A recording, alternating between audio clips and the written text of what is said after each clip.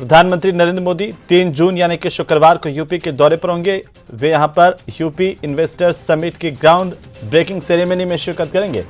इधर पीएम के दौरे को देखते हुए यूपी राजधानी लखनऊ को दुल्हन की तरह से सजाया जा रहा है। कांग्रेस अध्यक्ष सोनिया गांधी कोरोना वायरस से संक्रमित हो गई हैं और इस खबर के बाद प्रधानमंत्री मोदी ने ट्वीट कर उनके ठीक होने की प्रार्थना की है। पीएम मोदी ने लिखा है कि कांग्रेस अध्यक्ष सोनिया गांधी जी के शीघ्र स्वस्थ होने की कामना करता हूं।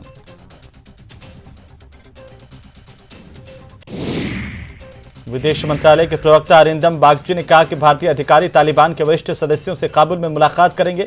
भारत की एक वरिष्ठ राजनयिक टीम काबुल में है। विदेश मंत्रालय में पाक, अफगानिस्तान और ईरान मामलों के प्रभारी संयुक्त सचिव जेपी सिंह की अगुवाई में अफगानिस्तान पहुंची ये टीम भारतीय सहायता परियोजनाओं की समीक्षा के साथ ही तालिबान प्रतिनिधियों से मुलाकात भी करेगी। कलकत्ता उच्च न्यायालय ने टीएमसी के राष्ट्रीय महासचिव और मुख्यमंत्री ममता बनर्जी के भतीजे अभिषेक बनर्जी और उनकी पत्नी रुजिरा बनर्जी को दुबई में इलाज के लिए जाने की अनुमति दी है। ईडी ने उन्हें अनुमति देने को तैयार नहीं थी और इसके बाद अभिषेक बनर्जी ने कलकत्ता हाईकोर्ट का दरवाजा खटखटाया। तो केंद्रीय मंत्री स्मृति ईरानी ने अरविंद केजरीवाल पर हमला करते हुए कहा कि दिल्ली हाईकोर्ट ने अपने आदेश में कहा कि सत्येंद्र जैन की ओर से हवाला ऑपरेटर्स के माध्यम से 16.39 करोड़ रुपए का काला धन 4 शेल कंपनियों को दिया गया। कोर्ट के इस आदेश पर अरविंद केजरीवाल चुप क्यों हैं? आप हमेशा जांच एजेंसियों को दोष देते हैं। कश्मीर में टारगेट किलिंग के खिलाफ लोगों का गुस्सा सड़कों पर उतरा। अलग अलग संगठनों की ओर से जम्मू में आतंकियों की ओर से की गई इस कायराना हरकत के खिलाफ प्रदर्शन किया गया। जम्मू में हत्या के खिलाफ एबीवीपी के कार्यकर्ता भी सड़कों पर उतरे। उन्होंने आतंकवाद के खिलाफ जमकर नारेबाजी की।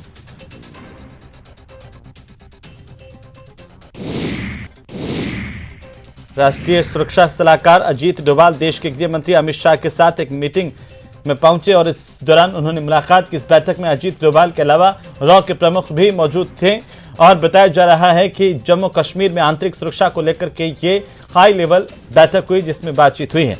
एनएसए अजीत डोभाल की ये मीटिंग जम्मू कश्मीर में बढ़ रही टारगेट किलिंग के बीच हुई है। कश्मीर में बढ़ रही टारगेट किलिंग की घटनाओं को लेकर कांग्रेस के नेता राहुल गांधी ने केंद्र सरकार पर जोरदार निशाना साधा है। उन्होंने ट्वीट करते हुए लिखा कि बैंक मैनेजर, टीचर और कई मासूम लोग रोज मारे जा रहे हैं। कश्मीरी पंडित पलायन कर रहे हैं। जिनको इनकी सुरक्षा करनी है उनको फिल्म के प्रमोशन से फुर्सत नहीं है। भाजपा ने कश्मीर को सिर्फ अपनी सत्ता की सीढ़ी बनाया है।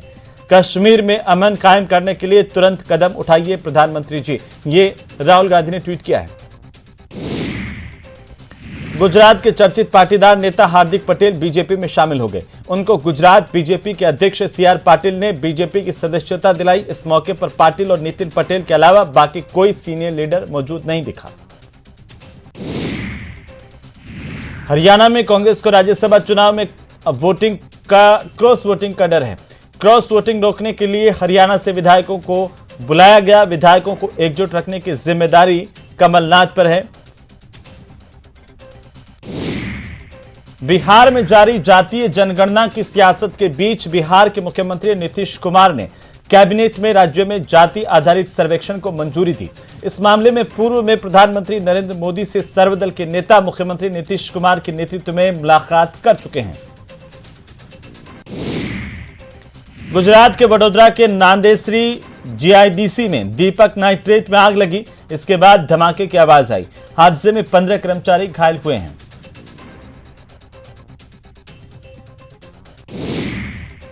वहीं दिल्ली में भी कोरोना के मामलों में बढ़ोतरी हो रही है। दिल्ली में 373 नए कोरोना के केस सामने आए तो कोरोना संक्रमण से 2 लोगों की मौत हुई है, जबकि एक्टिव केस की संख्या 1490 बताई जा रही है।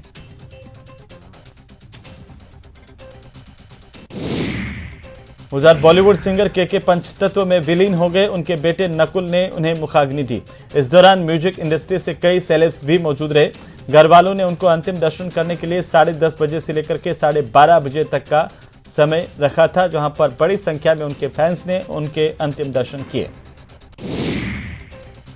तो मरुधरा में राज्यसभा का रण सज गया है। राज्यसभा चुनाव को लेकर क्रॉस वोटिंग के डर से जयपुर से कई कांग्रेस विधायक उदयपुर के लिए रवाना हो गए। जिस होटल में कांग्रेस का चिंतन शिविर हुआ था, उसी होटल में एक बार फिर से विधायकों को रखा जाएगा। कांग्रेस की बाड़ेबंदी पर बीजेपी की प्रदेश अध्यक्ष सतीश पूनिया ने तंज कसते हुए कहा है कि अकबर को महान बताने वाले आए महाराणा प्रताप की शरण में। पूनिया ने कहा कि घर वही छोड़ता है जिसे डर होता है। इधर 12 शहर में व्यापारी पर हमले के बाद तनाव बढ़ गया है। बंद के दौरान स्थानीय लोगों के आक्रोशित होने के बाद पुलिस ने लाठियां भांजी। वहीं एहतियात के तौर पर पूरे शहर को छावनी में तब्दील कर दिया गया।